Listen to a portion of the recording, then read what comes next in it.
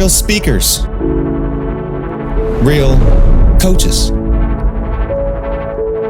real investors, real companies. No matter your destiny, all roads lead to Real Leaders Unite.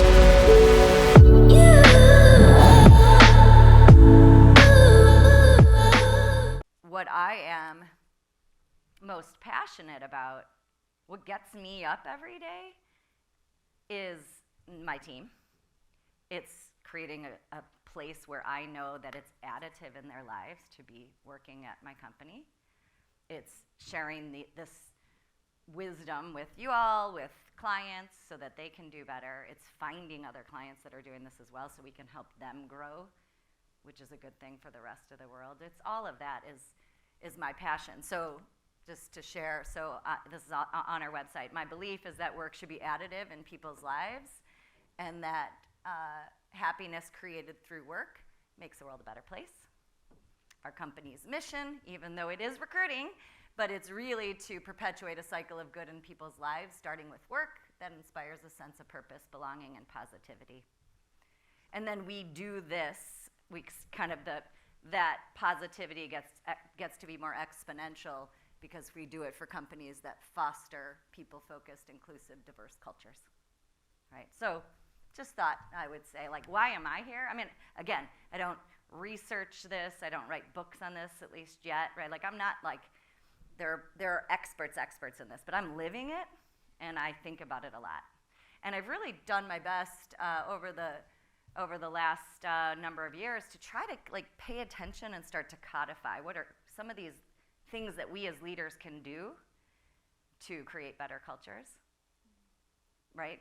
We're not the only influencer, but we do set the tone, right? We set the tone, and then it kind of becomes this living, breathing thing internally. So we'll talk about all of that. Okay, so by the way, how does this show up? One reason that we should care about our people is how we make life better for our people. So this is Tyler. Everybody say hi to Tyler. Hi. This is actually at one of our all-company reconnects. We get together even though we're distributed now around the country, we get together once a year. He's dressed crazy, as he always is, and Tyler sent me this email kind of soon after he started. He said, I was in such a toxic situation at work, and it drastically bled into every aspect of my life. Since joining this company, my life literally feels like it's taken a 180-degree turn. I'm happy and excited to take on work each day, to be part of this team, to brag about where I work, and more. Even more importantly, though, this is absolutely translated into my personal and family life. Being able to feel the respect, appreciation, and positivity at Creative Alignments each day is amazing. It allows me to show up better as a friend, family member, and parent. So what we do in our companies has legs far beyond just, the work that person's outputting, or are we, serving our clients, right? So taking care of our people, it's kind of takeaway number one, is that we can better the lives of our employees, which has this infinite potential. I mean, think about if he's a better parent to his kid goes to school, doesn't bully that other kid like he might have. Right? I mean, it's just like, it has legs, right? Spouse is happier at work, and then if that person's happier, it's just like we're super interconnected, and we all need to remember that. Second reason is that us, as entrepreneurs, as CEOs, we're humans too, right? We have basic survival needs for, happiness, for freedom, for fun, for like all the things that like any human does. Our team does too, right? So if we, at the core are fueled by our people too, then it's this beautiful perpetuating cycle. So don't forget about yourself in this process too, of why it's important to have good by being in community by creating good communities. So being in community and serving others is good for us as leaders too. It inspires us, and it prevents burnout. Super important. So there's the impact of what's your product and service, but there's the impact on people, including yourself. And then number three, and maybe most importantly, I don't know, depends how you look at it, is it's good for business too, right? You could Google a gazillion stats now. There have been tons of studies, tons of data out there that shows that engaged employees that there's higher retention, there's higher productivity, that if you have a good reputation, or vice versa, this stat is if you have a bad reputation, they're not going to join you even if you have a good job to offer them, right? So there's tons of stats. Whoops, I pressed the wrong button. There we go. Taking care of your people means your people will take care of your business, right? That's maybe obvious, maybe not, but something to remember. Okay, so how do we fuel this energy source, right? If how Tyler feels in his job and how you feel as the CEO is all energy, it can be positive or negative, right? So how do we put fuel into this fire to make it positive? How do we create this positive energy source?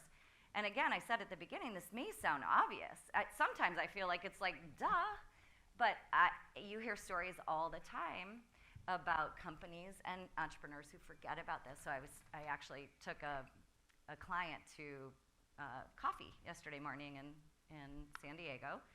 Great guy, recently joined one of our companies. He's a VP of marketing. So I said, what's your journey? How did you end up at ADM? And he said, oh, well, actually, Dan, who we know, Dan went to ADM from whatever his former company's name was, and he took 12 of us with him. I was like, 12 of you? I was like, this is none of my business, but was this past place that you worked like going under? Was it not good financially, or was it a just crappy place to work? And he said it was so toxic that it didn't even matter that they had just raised money. They'd gone from like 5 to 12 million in revenue. People had stock options. Like it was really on a good curve. They couldn't retain their people. It was a toxic culture. And so it matters, right? And sometimes we forget about it. I'm sure those entrepreneurs are lovely humans, and if I talk to them, they'd be like, wow, if I could do it over again, here's how I would do it differently, right?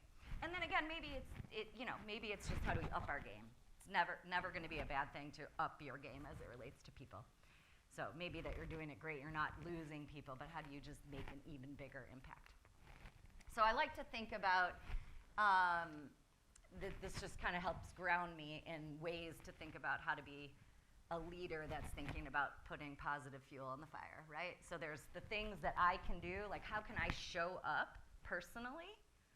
There are the things that I can do that's engaging with my individual employees, making their lives better as a result of working at my company, and then there's things that create community. And then at the foundation of all of this, in my opinion, and actually Stedman just said the same thing, and it was great, is trust. We build trust. If we can really focus on these things, we can build trust, and trust is where human connection happens, and it's human connection that creates this term belonging that we're hearing a lot of, right? Like how do we feel like we belong in companies? Creating that belonging is a result of human connection, okay? So that's grounding us. So here's 10 tips. Again, these are the things that I have taken the time over the last 25 years to try to codify. There's others, I imagine. This is just what I see, and there's a lot of crossover in these. But and I'll give you a worksheet that you can work from. But as I put up each of these slides, maybe just in your head think about, like, how do I do there? What could I do better? Are there some ideas she's thrown out that are even better? I brought my notes for these sections because there's some examples that I don't want to forget. So show up as your authentic self.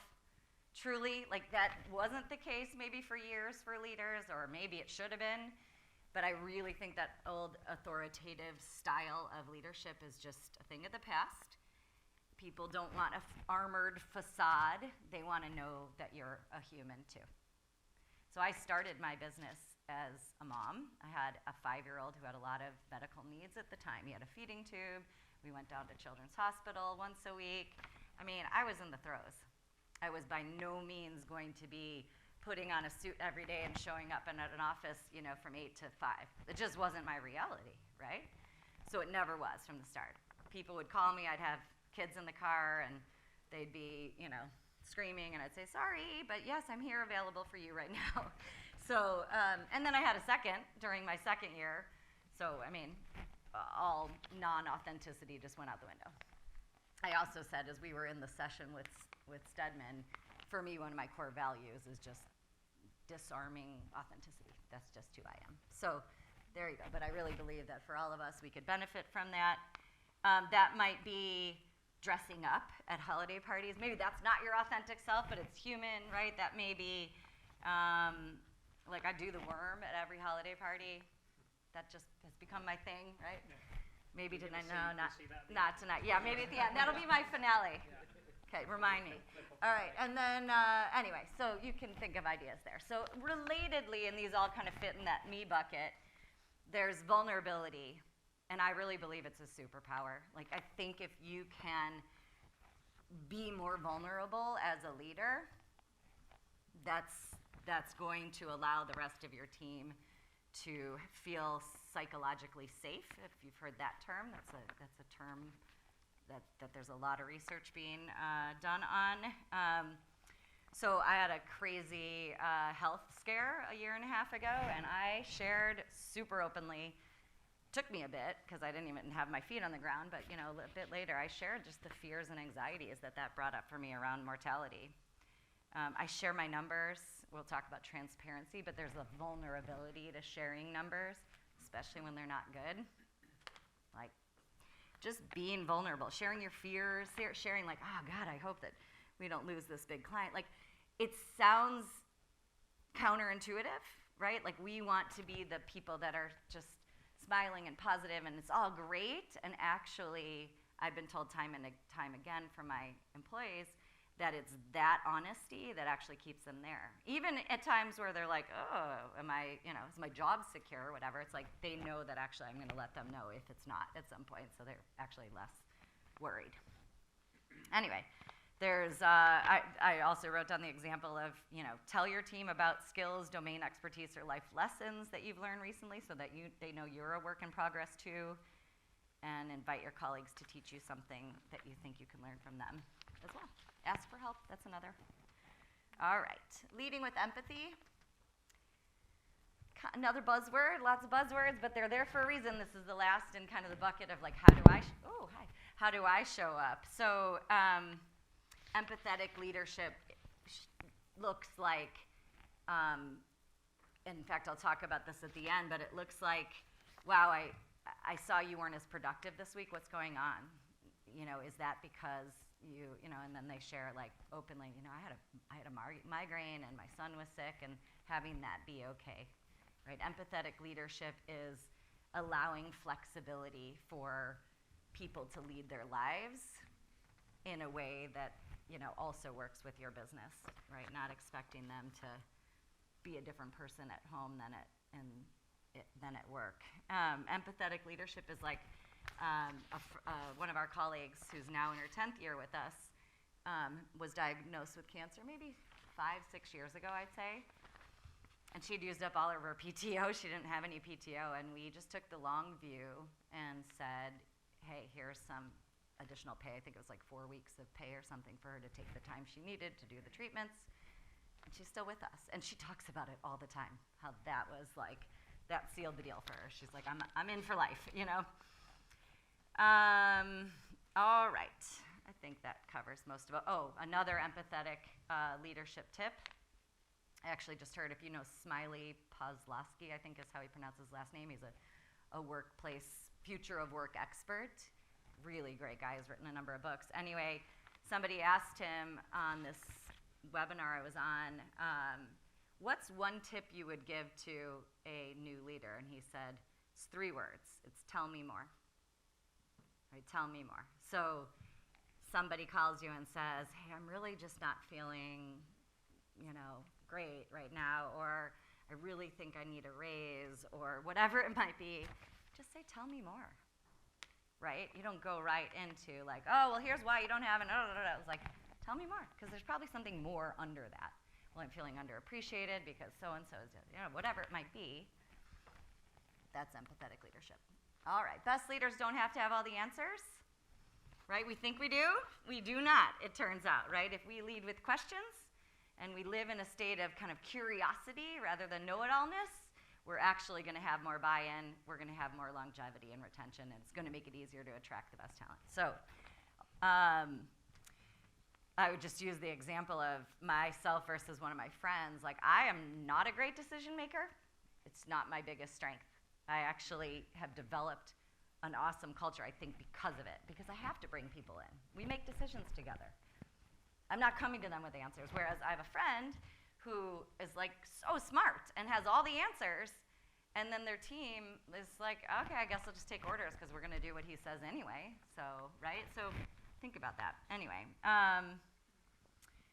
all right, living your company values. This one's kind of overarching, but maybe not that obvious too. I think we've probably all taken the time to define our company values. They should be really in line with your values, so it should be pretty easy to live them, but I'm also talking about living them. Like, Asana is a software company that takes, like, they have in their employee resources, they have their list of values, and they all point back to programs, so they can show how they're putting their values in action, right? It may be hiring with your values in your scorecard. That's always a good idea. It's not the end-all, be-all, the only thing, because we can't always tell in the recruiting process, but you get pretty darn close. You ask the right questions. Right? It may be your performance reviews. They connect to your values, that kind of stuff. Yes? Can you expand on tangible strategies on that piece? On the values? Yeah, like in a performance review or hiring, like, because I feel like a lot of times people want to tell you what you want to hear, especially in a performance Yes. review, so you don't always get the same thing with hiring. Yes, yes. Well, on the hiring side, there's behavioral-based interviewing questions, which, if you haven't heard of that, that's basically like, instead of asking a question like, are you organized? Yeah, I'm organized. I'm guessing that's the right answer, right? It's, you know, tell me about a time where organization was the key to getting, you know, having success on that project. Or tell me about a time where your organization fell apart and that actually created a situation that was challenging, and what'd you do about it, right? It's all about examples, you know, what they've done in the past defines what they may do in the future. So behavioral-based interviewing questions, I mean, there are assessments and things. I can have an entire hour-long discussion about assessments. I'm not a huge fan in the recruiting process of most of them, unless they're just data points only, meaning not decision-making tools only. And then in performance reviews, I do think it's kind of the same as what does it look like to, like if, like what, do you have your company values? What's one of your company values? Integrity. So think about how for each particular role, or maybe there's just an overarching employee thing, how does integrity show up? Like name some role at your company. Like Project manager. Okay. So what does integrity look like for a project manager at your company? Like how do you know, like what's one way you would know that they're like showing up with integrity? Being honest about difficult situations on projects. Okay. So that would be a line item on what you assess at like the performance actually review. list what that looked like. Exactly. How does it show up, and actually like expand it so that you're, you know, I mean, if you're into quantitative performance reviews. I actually am not. It's not how I operate, but maybe if I was much bigger as an organization, I would be. But yes, I think if performance reviews are quantitative, at least somewhat, that would be what I would do. Yeah.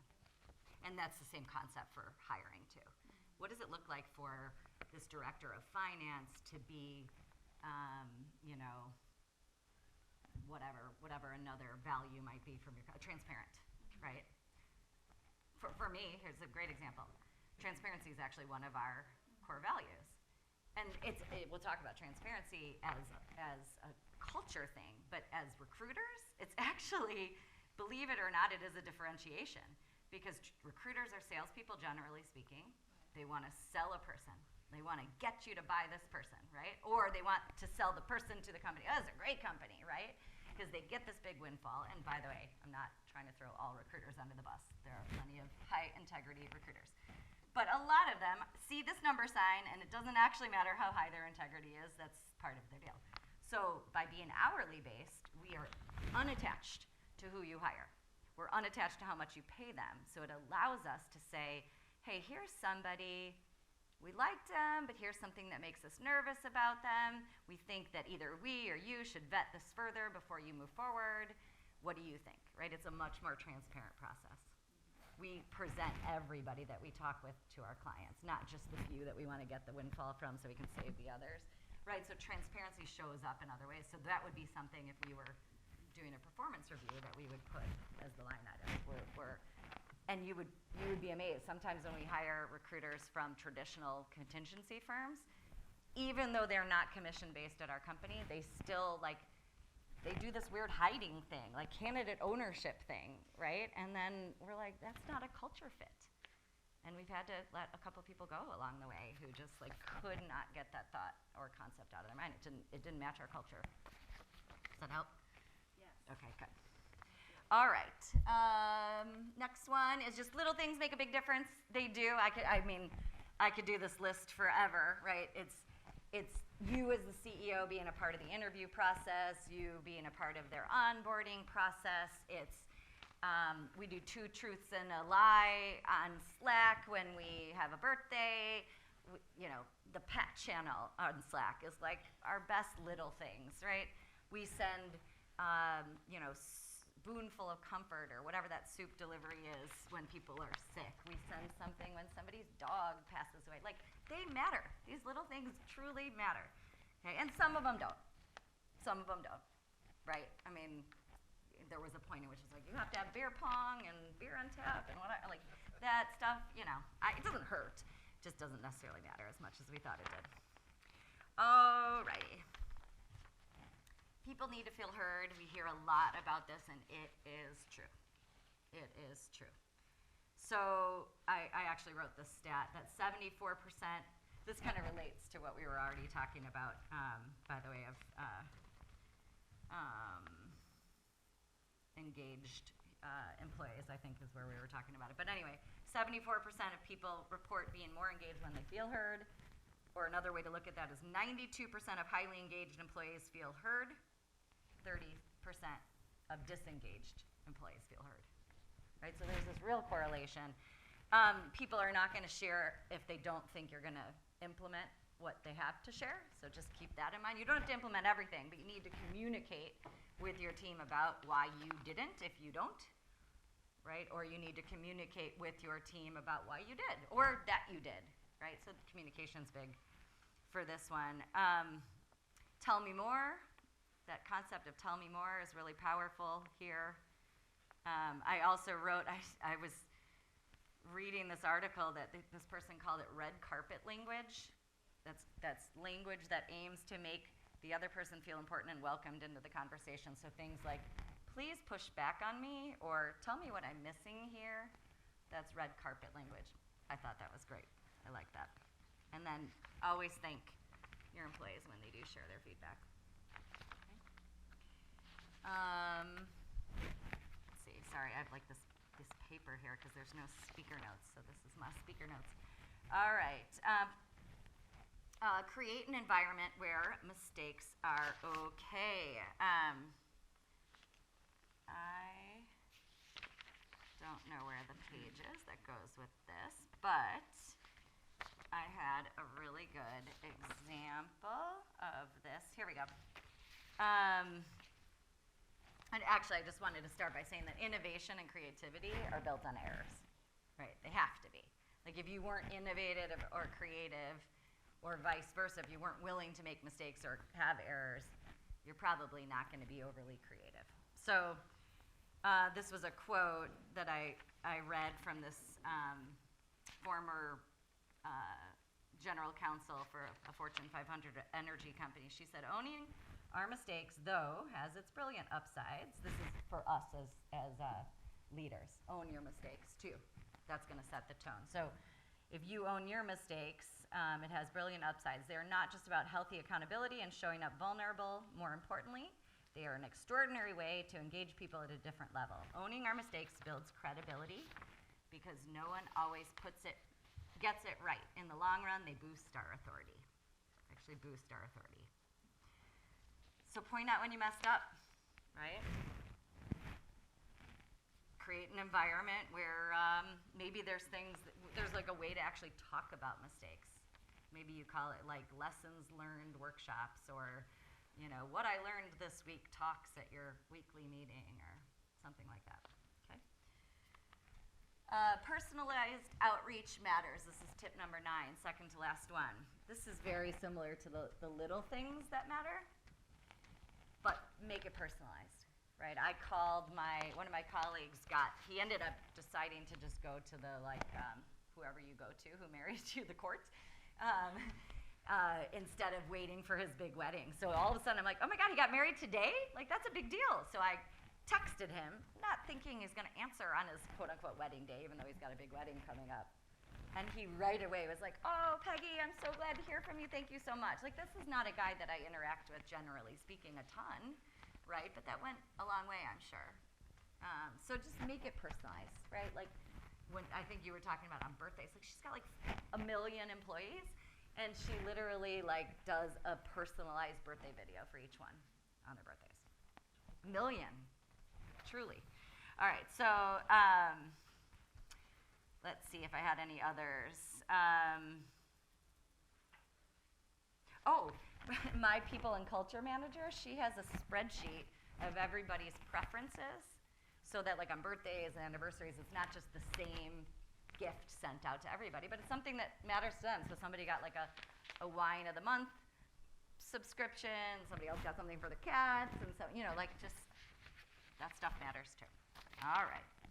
And this is my last one. It's my favorite personally, and I think it's the most powerful. This and the authenticity, but it's being transparent. Another buzzword, yes, but nonetheless, it's a buzzword for a reason. So being transparent is not just sharing your books, although I do believe in that, and we can talk more about that, but it's sharing why you made certain decisions that you made, even if it kind of makes your lawyer cringe, like, oh God, don't do that, right? Like, there are ways in which my lawyer and I are like good friends now over the years, and she'll be like, well, here's my legal advice for you, and here's what I'm gonna guess you're gonna do, and I'm gonna tell you the risks of it or not, right? I'm not giving you legal advice here, of course, but just sharing, be open, be transparent about who you are, what's going on for you in a given day, what's going on for the company. We had a rough year last year, and I shared our numbers throughout. We have a very clear metric. It's hours per week that we bill. So I shared what our break even was. And I shared every week, our director of finance shared every week where we were at, and we were not hitting that break-even number, right? And that could have been really scary for some people, and I'm sure it was, right? But I asked for feedback. I'm like, do you want me to to stop sharing this until we get this figured out? And across the board, everybody said no. It's seeing that number that actually grounds me in knowing, because I also shared, here's the point at which we need to make changes, here's what changes look like if we have to do that, right? So they kind of knew, like they had their roadmap too. So anyway, those are my 10 suggested tips for fueling positive energy in your company. And I believe that by doing so, you can perpetuate goodness in this world. What's good for your employees is good for your customers and your business and their communities and family members and you as a leader and the world at large as a result because of the interconnectedness. Real speakers. Real coaches. Real investors. Real companies. No matter your destiny, all roads lead to Real Leaders Unite.